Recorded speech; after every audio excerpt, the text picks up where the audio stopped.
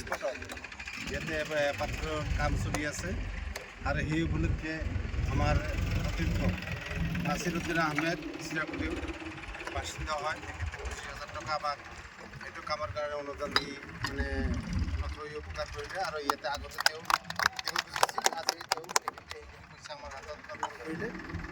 আমি খুব সুখী হৈছোঁ অন্তৰৰ পৰা, তাত আমাৰ কমিটিৰ তৰফৰ পৰা তথা আমাৰ ৰাইজৰ তৰফৰ পৰা তেওঁক আমি অশেষ ধন্যবাদ জ্ঞাপন কৰিছোঁ আৰু তেওঁ দীৰ্ঘায়ু কামনা কৰিছোঁ। তেওঁৰ কৰ্মজীৱনত যাতে তেখেতৰ আৰু উন্নতি হয় আৰু এই টকাৰ জৰিয়তে আমি এই অঞ্চলৰ যিখিনি মানে কাম কৰি আছোঁ প্ৰতিবন্ধক যাতে আমাৰ উপকাৰ হয় আৰু ঠাইখিনি প্ৰটেকশ্যনৰ মানে সহায় হ'ব, তাৰ কাৰণে আমি বহুত উপকাৰ পাম। গতিকে তেখেতক আমি আমাৰ অন্তৰৰ পৰা ধন্যবাদ জ্ঞাপন কৰিছোঁ। সেয়া হয়, আপুনি কিমান টকা দিছে? 25,000। অলপ ডাঙৰকৈ ক'ব। 25,000 আগত দিব বিচাৰিছিল নাম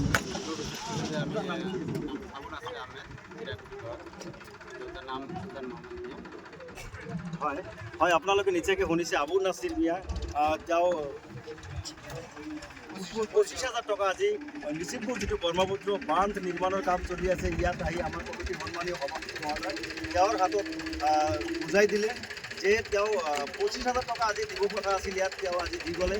আমাৰ ইতিমধ্যে আপোনালোকক আমি জনাইছোঁ যে আমাৰ সন্মানীয় সভাপতি মহোদয় তেওঁ জনাইছিল যে এই অঞ্চলত কৃষিজীৱী যিসকল মানুহ আছে, নৈপৰীয়া যিসকল আছে, দৰিদ্ৰ পৰিয়ালসকলৰ কথা চিন্তা কৰি আজি যি কাম চৰকাৰে কৰিব পৰা নাই সেই কাম ৰাইজে কৰি দেখুৱাই আছে।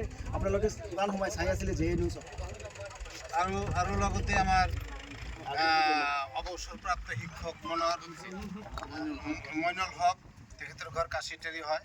তেখেতে অৱসৰপ্ৰাপ্ত এজন শিক্ষক।